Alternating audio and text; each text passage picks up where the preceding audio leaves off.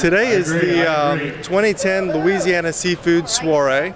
We've got 4 culinary schools from around Louisiana. They are competing against each other for the title of 2010 Louisiana Seafood Soiree champion. And it's just a fun event. The culinary schools get pretty competitive about beating each other every year.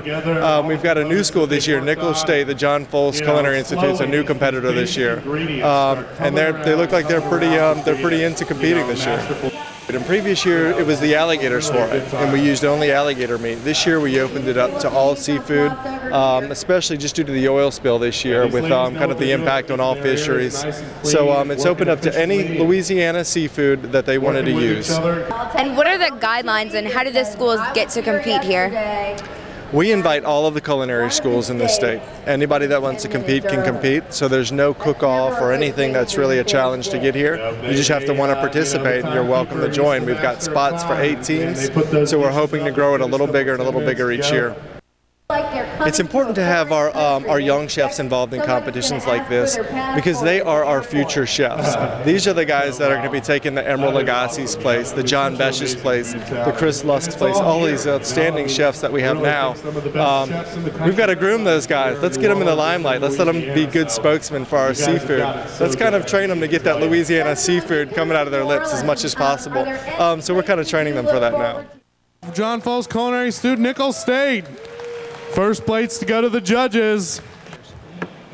Okay, Van. Here we have the team leader. Van's placing the food down, and please tell us a little bit about the dishes. Well, what we have today is a deconstructed redfish coubillon. We did a fine julienne on all the vegetables, and we added them in stages to keep the crisp on the red peppers and the yellow peppers because we wanted a little crunch. Then we have a braised mint cucumber on the side. It's very rare that people cook other than pickling and cucumbers, so we decided to add something a little different. And cucumbers grow like weeds out here, so it was an easy choice. Our salad is going to be a shrimp and avocado Napoleon. It's got a light Creole mustard and mayonnaise sauce to it. It's served with some red onion cooked down into a glaze, and then the glaze was added onto the sides. Well, it's looking delicious. The chefs are done with their job from the John Folse Culinary Institute, and now it's up to the judges. All right, here we go. Team number 2, American Culinary Federation, New Orleans. Let's give them a big hand as they present to the judges. All right, all this hard work. Okay. So the plates are down before the judges. And Stacy, why don't you come right over here with me? And I want you to tell the judges a little bit about what you've put down in front of them.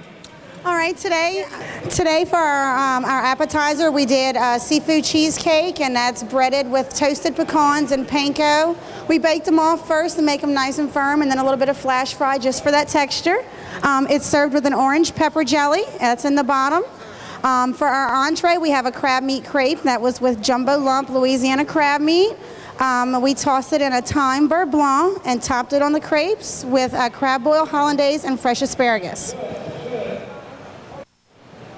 Look at these beautiful plates of food.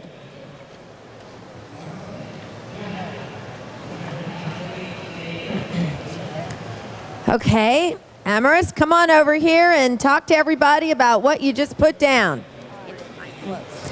Our first course is our appetizer. It's a crawfish ravioli with our interpretation of a spicy and smoky Alfredo sauce.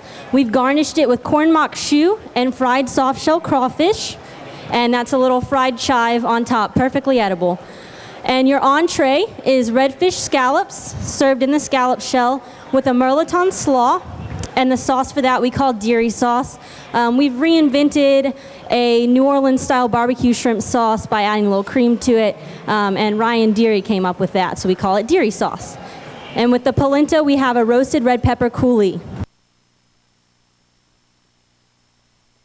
Okay, here's Colt with his presentations. Just kind of present them with the award. Colt, your food looks beautiful. Will you tell everybody about what you've just put down in front of the judges? Well, to start off, we have our Gulf Coast mousseline. It's the flounder, shrimp, and crab meat with the fresh sausage. And then Michael Bogdan's here is going to talk about the next dish. What we have is a Princess Crown of Crab. It's a cast iron skillet seared Creole tomato that we actually grow out of our garden that we have at school. Actually, many of the ingredients in our dishes come out of our garden, including the fresh herbs, bell peppers, and such. It's a grouper. It's in a ring stuffed with blue crab, jumbo lump blue crab meat, tossed in a little ravigot, pencil thin asparagus. You have shoe-pick caviar. Shoe-pick is local to a lot of the southern states. It's kind of an old fish. It almost dates back to like dinosaur age. And they're harvested a lot for their caviar. It's called Cajun caviar. And then on top is citrus caviar. It's lemon, grapefruit, and orange. Well, thank you. Thank you very much. Let's have a big round of applause.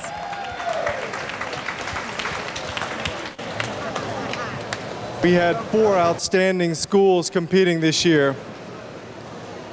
These are our teams. Once again, it's the John Folse Culinary Institute at Nicholls University, Delgado Community College, the American Culinary Federation of New Orleans, and the Louisiana Culinary Institute. Just spread out a little bit. Yeah, just spread out wherever you guys want to be. Just spread out a little bit. So a big round of applause for all of these teams for all of the hard work that they did today.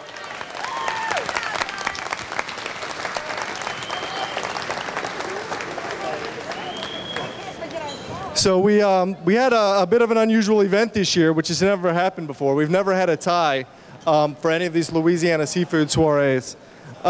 It is what it is. So the third place tie goes to the Louisiana Culinary Institute and Delgado Community College.